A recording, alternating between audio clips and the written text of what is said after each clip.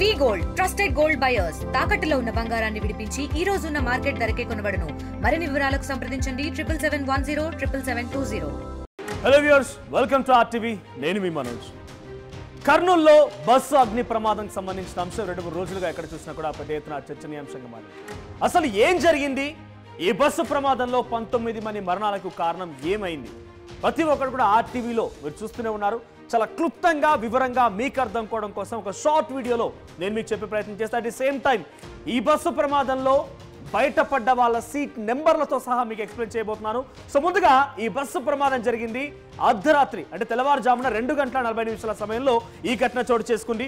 ఒకసారి దానికంటే ముందు శివశంకర్ అనేటువంటి ఒక బైకర్ ఆ బైక్ పై డివైడర్ ఢీకొట్టి ఆయన మరణించిన తర్వాత బైక్ రోడ్డుపై ఉండడంతో ఆ రోడ్డు పైన బైక్ పై నుంచి ఈ బస్సు వెళ్ళిపోయింది. ఆ విజువల్ మీకు చూపిస్తాను టైంతో సహా. ఒకసారి విజువల్లో చూస్తుంటే ఇక్కడ చూడండి, 2:23 సమయానికి ఈయనే శివశంకర్, ఇదే ఆ బైక్.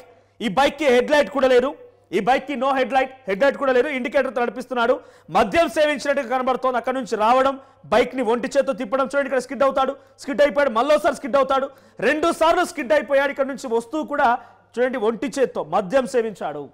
ఎర్రిస్వామి చాలా క్లియర్గా చెప్తున్నాడు. ఈయనతో పాటుగా ఉన్న స్నేహితుడు ఇంకొకడు ఈ బైక్ పైనే వచ్చాడు. ఆయన చాలా క్లియర్గా చెప్తున్నాడు. ఏమంటున్నాడంటే మద్యం సేవించామని చెప్తున్నాడు. సో ఎర్రిస్వామికి ఈయన ఏంటి అనే ఒక నిమిషంలో మీకు చెప్పే ప్రయత్నం చేస్తా. హైదరాబాద్లో జిహెచ్ఎంసీలో చెత్త తీసుకువెళ్ళేటువంటి కార్మికుడిగా పనిచేస్తున్న ఎర్రిస్వామి ఒక పెళ్లి ఉందని చెప్పి కర్నూలుకి వెళ్తూ కర్నూలులో తన ఫ్రెండ్ అయినటువంటి శివశంకర్కి ఫోన్ చేసి పికప్ చేసుకోమని చెప్పి అక్కడ దిగానే పికప్ చేసుకొని ఇద్దరు ఫుల్గా మద్యం సేవించి అక్కడి నుంచి ఒక ప్రాంతానికి వచ్చి అక్కడ నైట్ అంతా కొద్దిసేపు స్టే చేసి మళ్ళీ అక్కడి నుంచి మళ్ళీ ప్రయాణం స్టార్ట్ చేసి ఈ పెట్రోల్ పంప్ దగ్గరికి వచ్చి ఫ్యూయల్ నింపుకొని వెళ్తున్న సమయంలో ఈ ఘటన జరిగింది. సో ఫ్యూయల్ నింపుకున్నారు. ఇక్కడ నుంచి ఇదే సమయానికి 2:24 సమయానికి పెట్రోల్ కొట్టుకున్నాడు శివశంకర్. పక్కనే మీరు చూడొచ్చు 2:39 అంటే సుమారుగా ఒక 13-14 నిమిషాలు, 13-15 నిమిషాలు. ఈ 15 నిమిషాల్లో ఇక్కడ ఆరో మార్క్ లో కనబడుతోంది. ఇది వి కావేరీ ట్రావెల్స్ బస్. ఇప్పుడు ప్రమాదానికి గురైన బస్ ఇదే. 2:39 మీరు గమనించండి, ఈ బస్సు కంటే ముందు ఒక బస్సు కూడా వెళ్ళింది. ఈ బస్సు కంటే ముందు 3 బస్సులు వెళ్ళాయట. అయితే కొద్ది దూరం తర్వాత ఇక్కడి నుంచి ఎక్కడైతే ఇప్పుడు ప్రమాద ఘటన జరిగిందో పెట్రోల్ బంక్ దగ్గర నుంచి సుమారుగా 5 కిలోమీటర్ల నుంచి 6 కిలోమీటర్లు ఉంటుందట. సో అక్కడ చిన్న టేకూరు అనేటువంటి ఒక ప్రాంతానికి వెళ్ళేటువంటి ఆ గ్రామం, సో ఆ హైవే అది. సో ఆ హైవే దగ్గరికి ఎక్కడైతే ప్రమాదం జరిగిందో 5 కిలోమీటర్లు ఉంది. అంటే ఎగ్జాక్ట్గా ఇక్కడ నుంచి వెళ్ళడానికి ఒక 10 నిమిషాలు బట్టి ఉంటుంది. 2:45, 2:46, 2:47 ఆ మినిట్స్. ఆ టైంలో కల్లా 10 నిమిషాలు, పావుగంట 10 నిమిషాల లోపే అక్కడికి బస్ చేరుకుంది. అంతకంటే ముందే ఈ బైక్ చూడండి, ఇక్కడే స్కిడ్ అవుతూ వెళ్ళాడంటే అక్కడికి ఇంకా ఎంత స్పీడ్లో వెళ్ళి ఉంటాడు. హెడ్ లైట్ కూడా లేదు. ఒక డివైడర్ని ఢీ కొట్టాడు. అక్కడ డివైడర్ దగ్గరే బైక్ పడిపోయి ఉంది. ఈయన ఎగిరిపోయి ఎక్కడ పడిపోయాడు. సో చనిపోయాడు శివశంకర్ అనే వ్యక్తి. పక్కనే ఎర్రిస్వామి కూడా ఉన్నాడు. ఎర్రిస్వామి చనిపోయిన మిత్రుడైనటువంటి శివశంకర్ని తీసుకెళ్లి పక్కకు పెట్టేశాడు. బైక్ లాగుతూ ఉండగా, బైక్ ఇలా పట్టి లాగుతూ ఉండగా మీకు ఆ బైక్ ఫోటో కూడా చూపిస్తాను. ప్లీజ్ నెక్స్ట్ ఇమేజ్ ప్లే చేయండి, AI image.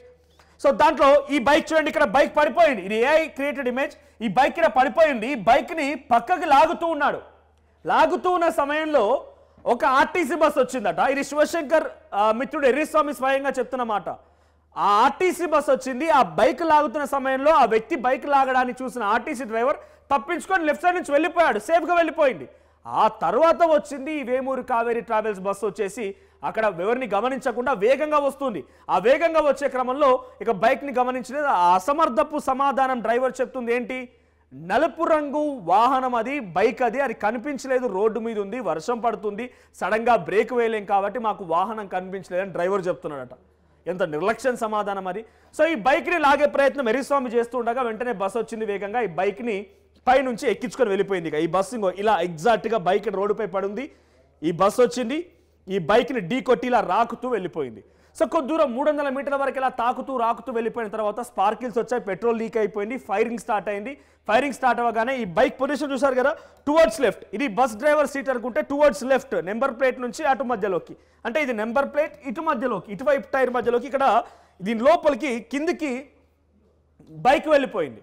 So firing start అయింది. సో ముందుగా బర్న్ అయింది ఏంటి, ఇక్కడ ఆల్రెడీ కింది నుంచి మొత్తం అంతా కూడా plastic, dash board, gear box అంతా ప్లాస్టిక్ ఉంటుంది. సో ప్లాస్టిక్ ఐటమ్ అంటుకుంది. ఆ తర్వాత ఇక్కడే పక్కనే లగేజ్ కంపార్ట్మెంట్, ఇది లగేజ్ క్యాబిన్.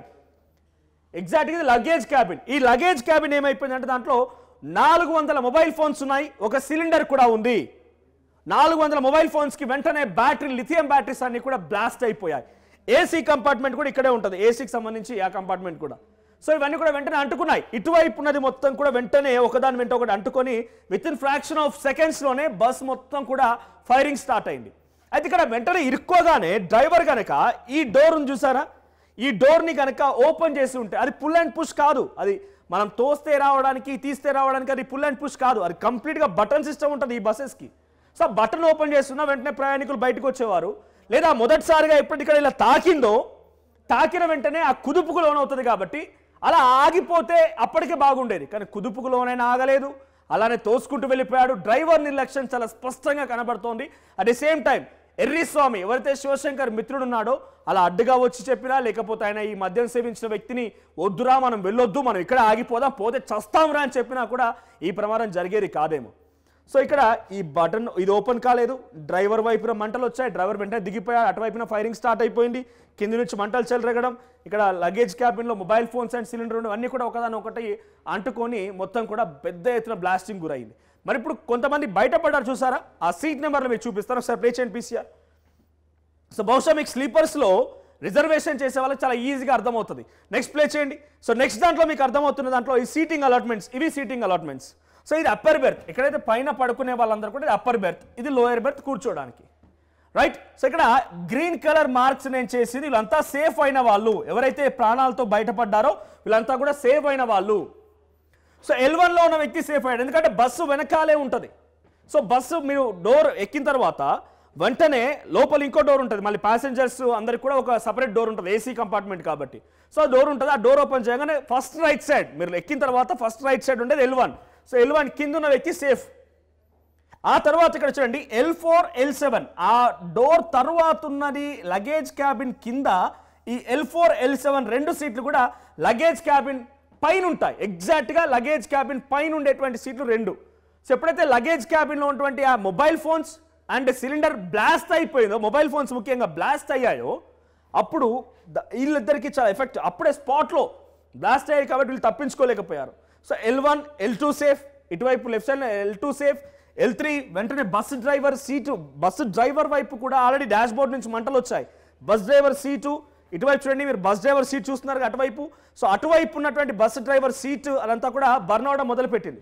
ఇక్కడ మీకు చూపిస్తాను చూడండి, ఇది L1కి సంబంధించి ఇక్కడ L1 ఉండేటువంటి ప్రాంతం L1 ఇది. తర్వాత ఇక్కడ లగేజ్ క్యాబిన్ చూస్తున్నారు కదా L4 L7. సో ఇవన్నీ కూడా ఉండేటువంటి ఆ ప్లేసెస్. సో తర్వాత L2 and L3 safe, L2 L3 అటువైపు, so L2 and L3 safe. మళ్ళీ చూస్తే L4 ప్రమాదానికి గురయ్యారు, L3 కూడా ఇక్కడ మరణించి అటువైపు డ్రైవర్ క్యాబిన్ వెనకాలే, డ్రైవర్ క్యాబిన్ ఆల్రెడీ మంటలు చిక్కున్నాయి, సో వెనకాలే డ్రైవర్ క్యాబిన్ వెనకాల ఉన్నటువంటి L3 మరణించాడు. ఆ తర్వాత L4 L5 L6 కూడా సేఫ్. సో రమేష్ అనే కుటుంబం ఏదైతే ఇప్పుడు కంప్లైంట్ ఇచ్చారో, రమేష్ అండ్ కుటుంబం నీలాకృతి రమేష్, సో గొల్ల రమేష్ నీలాకృతి రమేష్ రెండు ఉన్నాయి. So Ramesh and family L5 and L6 కింద వాళ్ళు కూర్చున్న వారు సేఫ్. కానీ U5 U6లో పైన ఉన్నటువంటి రమేష్ కుటుంబం మాత్రం ఈ అగ్ని ప్రమాదంలో సజీవ దహనం అయిపోయింది. ఇక పక్కనే U3 సేఫ్. తర్వాత ఇక్కడ L7 మరణించారు, L8 మరణించారు, L9 మరణించారు, U7 safe and U8 safe. So మీరు గమనిస్తే ఇక్కడ ఆల్మోస్ట్ ఆల్ U9 వరకు కొంత సాహసించి బయటపడ్డ వాళ్ళు ఏదో ఒక రూపంలో అద్దాలని పగలగొట్టుకొని, లేకుంటే బ్లాస్ట్ అయిన తర్వాత అద్దాలు కూడా పగిలిపోయాయి. సో అలా బయటపడ్డ వారు U9 వరకు కొంత సాహసించిన వారు U3 L1 L2 L5 L6 and U5 U7 U8 ఈ రిజర్వేషన్ చేసుకున్న వాళ్ళు బయటపడిపోయారు. తర్వాత L10 L11 ఇద్దరు కూడా బయటపడిపోయారు. సో ఇక్కడ L13 కూడా బయటపడిపోయారు. సో ఇటువైపు చూస్తుంటే U13 అండ్ U15 కూడా బయటపడిపోయారు. కానీ ఇక్కడ L14 L15 చూడండి, ఇక్కడ ఇద్దరు మెదక్ సంబంధించి ఏదైతే దుబాయ్ నుంచి వచ్చి దీపావళి సంబరాలు జరుపుకున్నారో చందన అండ్ సంధ్యారాణి, ఇద్దరు కూడా L14 and L15 seat numbers. So ఇద్దరు కూడా ఈ ఘటనలో సజీవ దహనం అయిపోయారు. సో ఇక్కడ తర్వాత L16 నుంచి చూడండి, U15 అండ్ L16 నుంచి కంప్లీట్గా బ్యాక్వర్డ్స్ ఉన్న వాళ్ళందరూ కూడా. L16లో జయసూర్య ఎవరైతే బెంగళూరుకి ఇంటర్వ్యూకి వెళ్ళడానికి అటెండ్ అవ్వడానికి వెళ్తున్నాడో ఆ యువకుడు సేఫ్ అయ్యాడు. L17 L18 U16 U17 మొత్తం కూడా ఆల్మోస్ట్ L13 నుంచి ఒక ముగ్గురు, L14 L15 అండ్ U14 సంబంధించి అది అవైలబుల్గా ఉంది, అది రిజర్వ్ చేసుకోవాలి ఎవరు కూడా. U14 అవైలబుల్గా ఉంది, ఎవరు రిజర్వ్ చేసుకోకపోవడంతో ఆరంగర్ దగ్గర ఒక వ్యక్తిని ఎక్కించుకున్నారంట.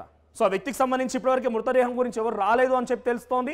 బట్ ఫైనల్గా ఆ మృతదేహానికి సంబంధించిన వాళ్ళు కూడా కుటుంబీకులు అక్కడ చేరుకున్నారు. సో U14 ఎవరు రిజర్వ్ చేసుకోకపోవడంతో ఒక వ్యక్తిని మధ్యలో ఆరంగర్ దగ్గర ఎక్కించుకున్నారు. సో U14కి సంబంధించిన వ్యక్తి కూడా ఇప్పుడు మరణించాడు. సో ఇక్కడ U13, U15 ఇవన్నీ కూడా U17, U16, U17, U18 ఈ కిందివన్నీ కూడా లోయర్ బెర్త్లో ఉన్నటువంటి 16, 17, 18, 19, 20, 21 మొత్తం సేఫ్. ఇటువైపు U15 నుంచి U16, 17, 18, 19, 20, 21 మొత్తం సేఫ్. సో ఇక్కడ మీరు గమనించండి 19 మంది లిస్ట్. సో ఇక్కడ L3 మరణించారు. 1, 2, 3, 4, 5, 6, 7 and 8. లోయర్ బెర్త్లో 8 మంది.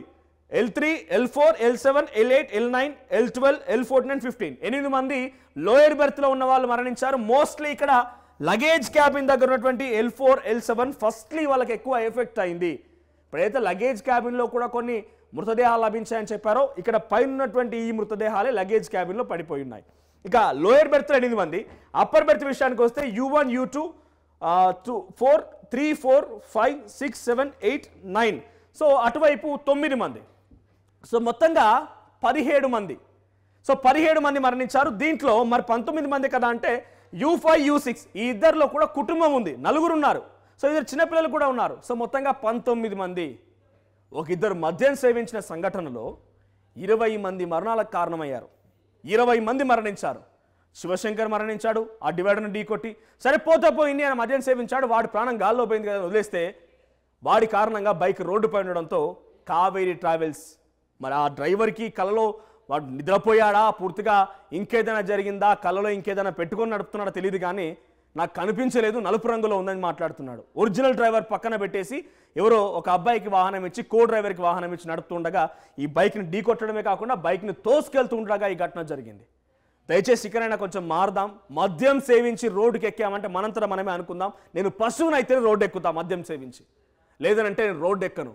నేను స్ట్రాంగ్గా ఉన్నా మద్యం సేవించినా ఏం కాదని కూడా చూడండి. ఇక్కడ ఇద్దరు మద్యం సేవించి 20 మంది ప్రాణాలు తీశారు, సజీవ దహనమయ్యారు. ఆ కుటుంబాలకు కనీసం వారి చివరి చూపు కూడా నోచుకోలేదు.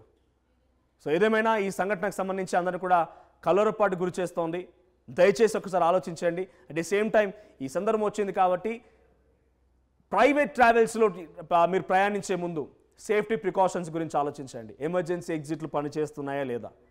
మీరు బస్సులో ప్రయాణించే ముందు మీరు కూర్చున్న ప్రతి విండో దగ్గర హ్యామర్ ఉందా లేదా, ఇట్లా బ్రేక్ చేయడానికి, ఇలాంటి సిచ్యువేషన్లో బ్రేక్ చేయడానికి హ్యామర్ ఉందా లేదా, ఫైర్ ఎక్స్టింగ్విషర్ ఉందా లేదా, ఇవన్నీ ఒకసారి తనిఖీలు చేసుకోండి.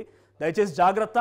మద్యం సేవించిన వారు దయచేసి రోడ్లు ఎక్కకండి. ఎక్కితే మాత్రం మీ అంతటి పశువు, మీ అంతటి మృగం, మీ అంతటి ఒక నరరూప రాక్షసుడు ఇంకెవడు లేడని చెప్పి మీ అంతా మీరు అనుకుంటే తప్ప రోడ్లు ఎక్కడం మానేయండి. సో ఓవరాల్గా ఇది ఆ ప్రమాదం ఎలా జరిగింది, ఎవరెవరు బయటపడ్డారు, ఎలా సేఫ్ అయ్యారనేది. సో కొంత గ్లాస్ బ్రేక్ చేసే సిచ్యువేషన్లో హరీష్ అనేటువంటి ఒక యువకుడు ముందుగా వచ్చి ఆ గ్లాస్ను బ్రేక్ చేయడంతో కొంతమంది ఆ రూట్ ద్వారా వెనకాల L16 ఏదైతే వెనకాల పొజిషన్ మొత్తం కూడా బయటపడిపోయారో వాళ్ళంతా సేఫ్ అయ్యారో. వాళ్ళు సేఫ్ అవడానికి అక్కడ హరీష్ గ్లాస్ బ్రేక్ చేయడం, తర్వాత గ్లాస్ బ్రేక్ అవ్వడం, తర్వాత ఇంకొకరు వెళ్ళి గ్లాస్ని తన్నడం అన్నీ కూడా జరిగిపోయాయి. సో ఏదేమైనా ఈ ప్రమాద ఘటనలో 20 మరణాలు ఇప్పటివరకు, 19 మంది డైరెక్ట్గా సజీవ దహనం అవ్వడం, శివశంకర్ అనే యువకుడు తనంతట తానే ఓ డివైడర్ని ఢీకొట్టి మరణించడం. సో ఈ ఘటన తర్వాత తప్పెవరిదని మీరు అనుకుంటున్నారు కామెంట్ చేయండి. తెలుగులో న్యూస్ కి ఫాస్టెస్ట్ యాప్ ఇప్పుడు టోటల్లీ న్యూ అవతార్లో జస్ట్ 5 సెకండ్స్ లో కంప్లీట్ న్యూస్. సోషల్ మీడియాలో ట్రెండ్స్ కి one stop solution. Live TV app voice search option తో ఇప్పుడే డౌన్లోడ్ చేయండి లేదా అప్డేట్ అయిపోండి. యాప్ లింక్ డిస్క్రిప్షన్ లో ఉంది.